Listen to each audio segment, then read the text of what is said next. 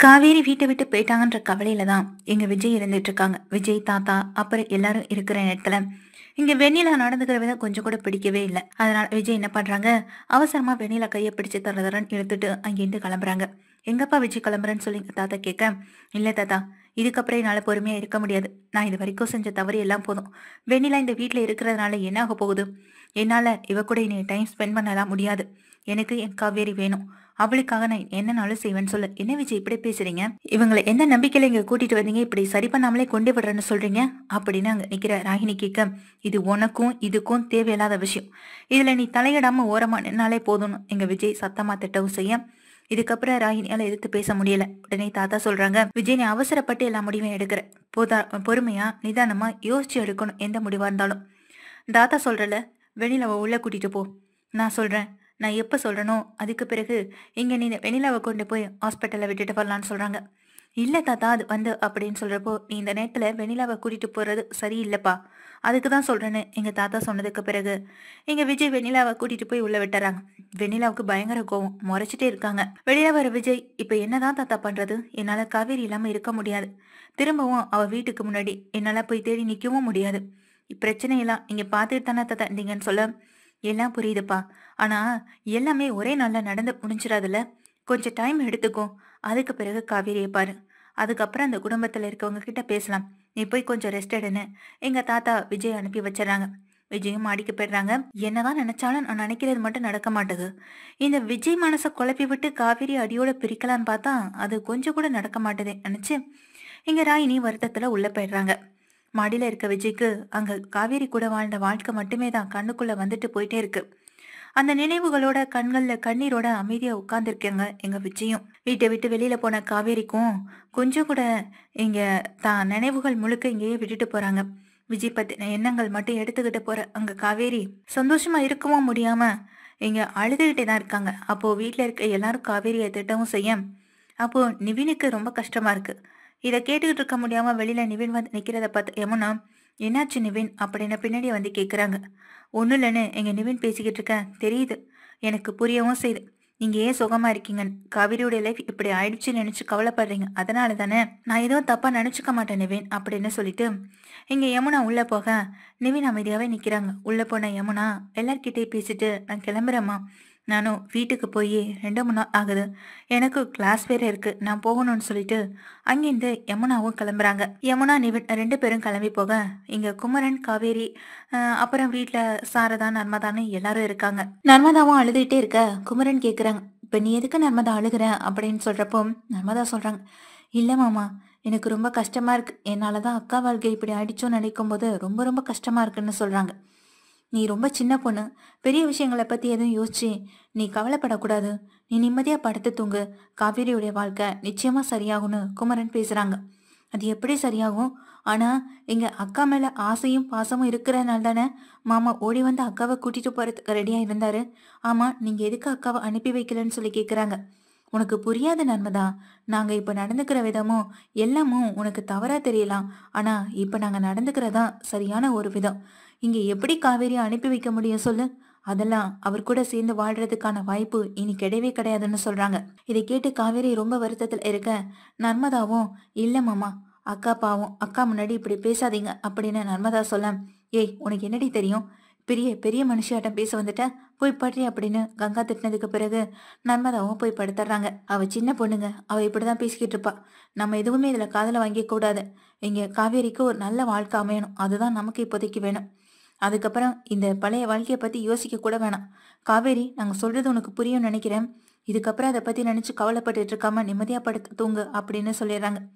காவேரியால இங்க மறக்கவும் முடியல. அதை நினைச்சிட்டு இங்க உட்கார்ந்து அழுதுட்டு இருக்கவும் முடியல. ரொம்ப ரொம்ப கஷ்டத்துல இருக்காங்க இங்க காவேரி. விஜய் கூட வாழ்ந்த வாழ்க்கையை நினைச்சும், விஜய் கூட இருந்த ஒவ்வொரு விஷயங்கள் நினைச்சும் இங்க காவேரி அழுதுட்டு இருக்கேன். அதே போலதான் அங்க விஜயும் வந்துட்டு காவேரியை பத்தின எண்ணங்களோடையும் காவேரியோட அந்த வாழ்க்கையை பத்தியும் ரொம்ப ஃபீல் பண்ணி அழுதுட்டு பார்த்துக்கிட்டே இருக்காங்க. எங்க காவேரி திரும்ப வர எப்ப வருவான்னு தெரியாம ஏங்கி போயிருக்காங்க. கையில கிளம்புற நர்மதா ஸ்கூலுக்கு கிளம்பலையாடின்னு காவேரியும் எங்க கங்காவும் கேக்குறாங்க.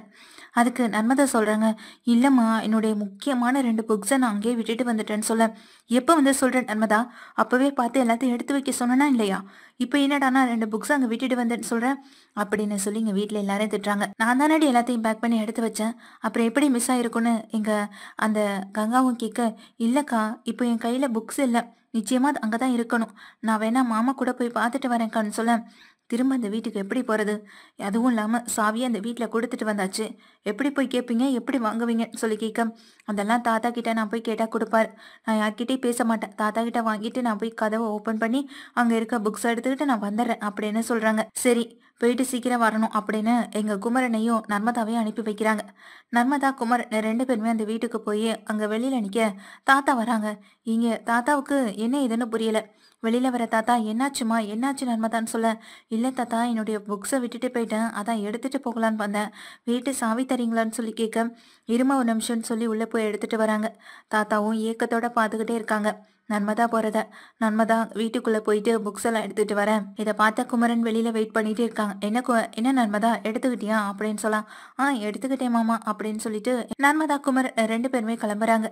பின்னாடி இருக்க நர்மதா தாத்தா கிட்ட கையை காட்டி சைகைகளை ஏதோ ஒரு விஷயம் சொல்லிட்டு தான் போறாங்க. தாத்தாவுக்கு எதுவுமே புரியல. ஆனா இதை மாடியில நின்று வச்சு பார்த்துட்டே இருக்காங்க. நர்மதா எதை பத்தி சொல்றான், ஏதோ ஒரு விஷயத்தை விட்டுட்டு போறான்னு நினைக்கிறேன் அப்படின்னு நினைச்சு மாடியில நிக்கிற எங்க விஜய் கீழே ஓடோடி வராங்க. ஓடோடி வர விஜய் நேரா அந்த வீட்டுக்கு போக, நில்லுப்பா விஜய் அப்படின்னு எங்க தாத்தா சொல்ல, இருங்க தாத்தா வர அப்படின்னு நேரா அந்த வீட்டுக்கு போறாங்க. வீட்டுக்குள்ள போனா ஏதோ நர்மதா ஏதோ சொல்லிட்டு போனா, என்னவா இருக்கும்னு தெரியாம அந்த வீடு ஃபுல்லா தேடுறாங்க. அப்போதான் அந்த கிச்சன்ல வந்துட்டு ஒரு பாத்திரத்துக்கு கீழே அந்த பேப்பரை வச்சுட்டு போயிருக்காங்க. அப்ப அங்க போற விஜய் அதை எடுத்து படிக்கவும் செய்றாங்க. அதுல காவேரி விஜய்க்காக எழுதின லெட்டர் இருக்கு. முக்கியமா நர்மதா தான் எழுதி வாங்கிட்டு வரவும் செஞ்சிருக்காங்க. இதை படிச்சு பார்த்ததும் விஜய்க்கு பயங்கர அதிர்ச்சியா இருக்கு.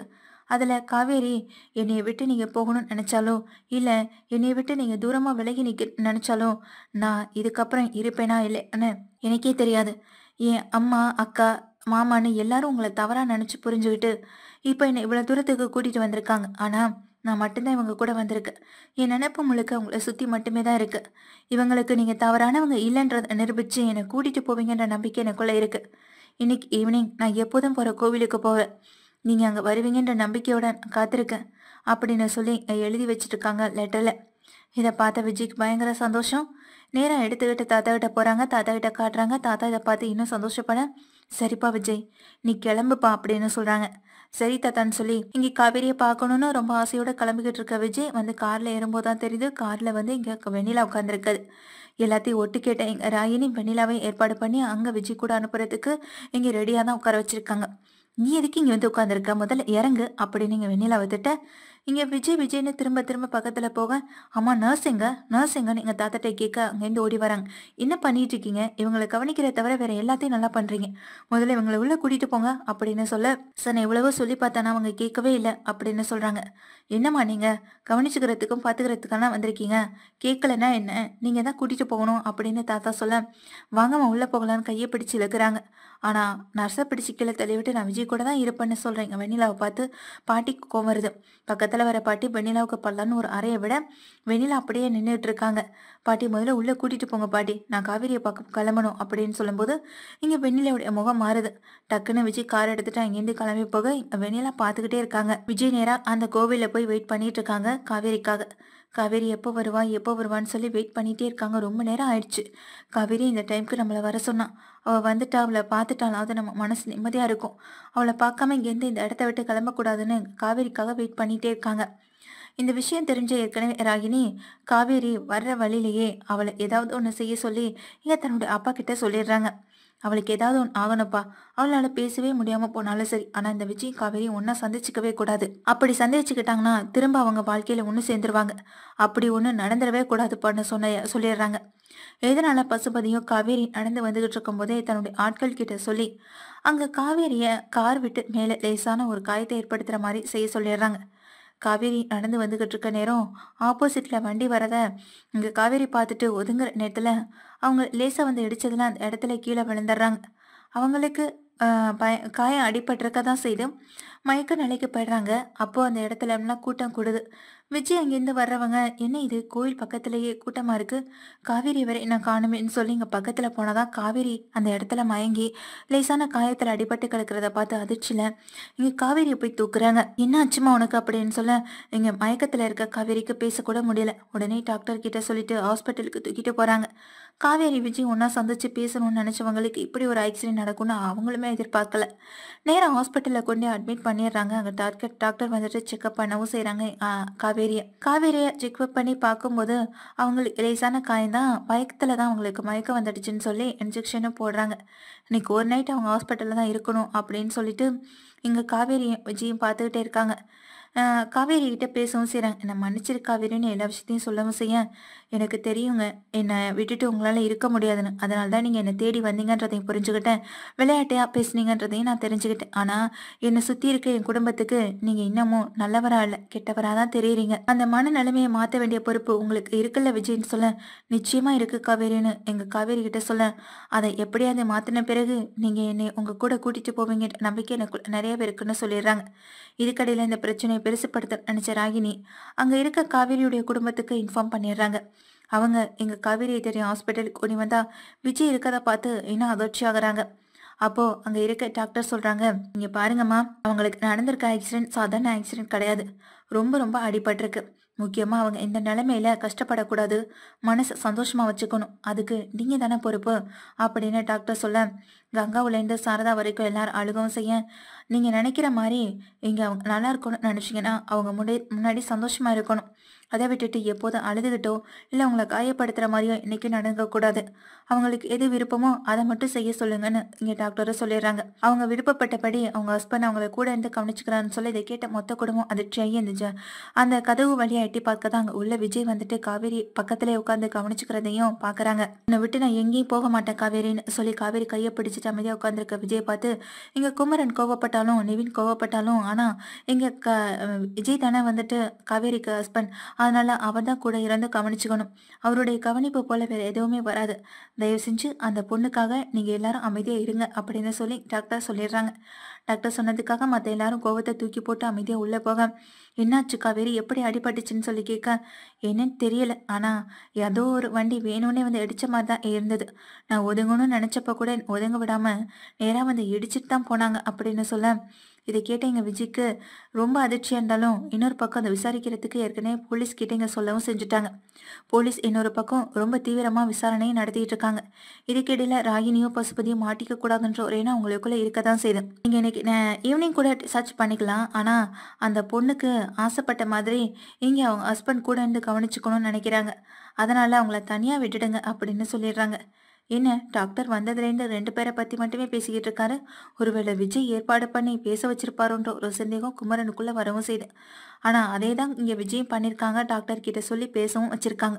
காவிரியை தான் கூட அனுப்புறதுக்கான ஏற்பாட்டை எங்க டாக்டர் மூலமா பார்க்கவும் வச்சுட்டாங்க விஜய். இதை தெரிஞ்சுக்கிட்ட குமரன், நிவின் 2 பேருமே விஜயை போய் சந்திச்சு தனியா பேசவும் செய்யும். வீட்டில் இருக்க யாரு வேணாலும் நம்பாம இருக்கலாம். ஆனா நாங்க தான் நம்புவோம். இந்த ஹாஸ்பிட்டலுக்கு நீங்க ஏற்கனவே வந்திருக்கீங்க. இந்த டாக்டர் உங்களுக்கு நல்லாவே தெரிஞ்சவர், வேண்டப்பட்டவர். அதனால இங்க காவேரியை கூட தான் கூட இருக்கணும்னு ஆசைப்பட்டதுக்காக நீங்க இப்படி ஒரு பொய்ய சொல்லியிருக்கீங்க. அப்படிதானேன்னு சொல்லி நிவினும் கேட்கறாங்க, குமரனும் கேட்கறாங்க. இதுல சந்தேகமே வேணாம். அதுதான் உண்மைன்னு இங்க விஜயுமே ஒத்துக்கிறாங்க. இதை கேட்டு 2 பேரும் அதிர்ச்சியாக, "இந்த விஷயத்தை இப்பவே நான் உங்ககிட்ட போய் சொல்றேன்னு" சொல்ல, "சொல்லுங்க. எனக்கு என்ன கவலை. ஆனா நீங்க உங்க எல்லாரையும் மீறி என்னால காவேரியை கூட்டிட்டு போக முடியும். உங்களை யாரையும் கஷ்டப்படுத்தக் கூடாதுன்னு நான் நினைச்சேன். ஆனா இந்த விஷயத்தை நீங்க கண்டுபிடிச்சதுனால அமைதியா ஒதுங்கி இருக்கிறது உங்களுக்கு நல்லது. என் மனைவியை நான் ஏன் கூட கூட்டிட்டு போகணும்னு ஆசைப்படுறேன். அதை தடுக்கிறதுக்கு இங்க யாருக்கும் உரிமை இல்லை" அப்படின்னு சொல்றாங்க. "எங்களுக்கு உரிமை இல்லையான்னு?" நிவின் கோவப்பட, "ஆமா, நிச்சயமா இல்லை. உரிமை இருக்கிற யாருமே இங்க காவேரி சந்தோஷமா இருக்கக்கூடாதுன்னு நினைக்க மாட்டாங்க. உரிமை இல்லாதவங்க தான் வாழ்க்கை எப்படி போனா என்னன்னு யோசிப்பாங்க. அதனாலதான் இன்னைக்கு காவேரியை என் கூட அனுப்பாம அவளை கஷ்டப்படுத்திக்கிட்டே இருக்கீங்க. அப்போ உங்களுக்கு உரிமை இல்லை தானே?" அப்படின்னு சொல்லி விஜய் நேரடியாவே நிவினை பார்த்து கேட்குறாங்க. அங்க குமரனை பார்த்தும் கேட்குறாங்க. குமரனுக்கும் நிவினுக்கும் இதுக்கு பதில் வார்த்தைகள் எதுவுமே இல்லை. ஆனா எங்க விஜய் பேச வேண்டியதை பேசிட்டு அங்கேருந்து உள்ள போய் காவேரியை கூட்டிட்டு கிளம்புறாங்க. "நான் வீட்டுக்கு கூட்டிட்டு போறேன். என்னுடைய மனைவியை நான் என் வீட்டுக்கு கூட்டிட்டு போறேன். அவளுக்கு சரியானதுக்கு பிறகு வேணும்னா அந்த பிரச்சனையை பத்தி நீங்க யோசிக்கலாம், பேசிக்கலாம்" அப்படின்னு சொல்லிட்டு போக, எங்க தாத்தா பாட்டி கேள்விப்பட்டு என்ன பண்ணியிருக்காங்க, அங்கேருந்து வெண்ணிலாவையும் கூட்டிட்டு இதே ஹாஸ்பிட்டலுக்கு வராங்க. தாத்தா பாட்டி வெண்ணிலாவோட வந்து இறங்குறத பார்த்ததும் விஜய் காவேரி தடுமாற்றத்தோட நிற்க இருப்பா விஜய்ன்னு சொல்லி இங்கே வெண்ணிலாவை கூட்டிட்டு உள்ளே போய் டாக்டர் கிட்ட பேசுகிறாங்க. இனிமேல் வெண்ணிலா அங்கே இருக்கிறது சரியாக இருக்காது, அதனால தான் வெண்ணிலாவை நாங்கள் இங்கே கூட்டிகிட்டு வந்தோம். நீங்கள் இங்கே இருந்து பார்த்துக்கோங்க, நான் அதுக்கான பேமெண்ட்டை நானே வந்துட்டு செட்டில்மெண்ட் பண்ணிடுறேன்னு சொல்லிட்டு இங்கே வெண்ணிலாவை விட்டுட்டு தாத்தா பாட்டி போக வெண்ணிலா அதிர்ச்சியில் அப்படியே நின்றுட்டு இருக்காங்க. வெண்ணிலாவை கூட்டிட்டு டாக்டர்ஸ் உள்ளே போயிடுறாங்க. அதுக்கு பிறகு காவேரி, விஜய், தாத்தா பாட்டி 4 பேரும் அங்கேருந்து கிளம்புறாங்க தன்னுடைய வீட்டுக்கு. இதையெல்லாம் பார்த்துட்டு சாரதா, கங்கா, குமரன் யாராலும் எதுவுமே சொல்லவும் முடியல. இங்கே டாக்டருக்காக நம்ம இப்படிப்பட்ட விஷயத்த செய்கிறோன்னு யாருக்கும் தெரியக்கூடாது. முக்கியமாக நீ என் கூட இருக்கணுன்றதுக்காக நான் நடிக்கிறேன். இந்த நடிப்பு யாருக்கும் தெரிஞ்சிடக்கூடாதுன்னு விஜய் யோசிக்கவும் செய்கிறாங்க. ஆனால் குமரனுக்கு தெரிஞ்சும் அமைதியாக இருக்கிறதுக்கு காரணம் எங்கள் விஜயோட சில நல்ல விஷயங்களை பற்றி அவருக்கு தெரியும். அதே நேரம் எங்கள் காவேரியை என்னதான் அக்ரிமெண்ட் போட்டு கல்யாணம் பண்ணியிருந்தாலும் காவேரியோடைய அனுமதி இல்லாமல் அவர் ஒன்றும் கல்யாணம் பண்ணலையே. அதனால் அவர் மேலே தவறு இல்லைன்னு தான் எனக்கும் தோணுது. இப்போ வந்து பேசுகிறப்ப கூட அக்ரிமெண்ட் விஷயத்தை பற்றி பேசலை. காவேரியை தான் கூட அனுப்பி வைக்கணும், தான் கூட வாழணுன்ற மாதிரி தான் பேசினாரு. அப்படி இருக்கப்போ அவர் மேலே தவறு இல்லைன்னு தான் தனக்கும் தோணுதுன்னு இங்கே குமரனும் வந்துட்டு ஒரு வகையில் யோசிக்கவும் செய்கிறாங்க எங்கள் விஜயை பற்றி.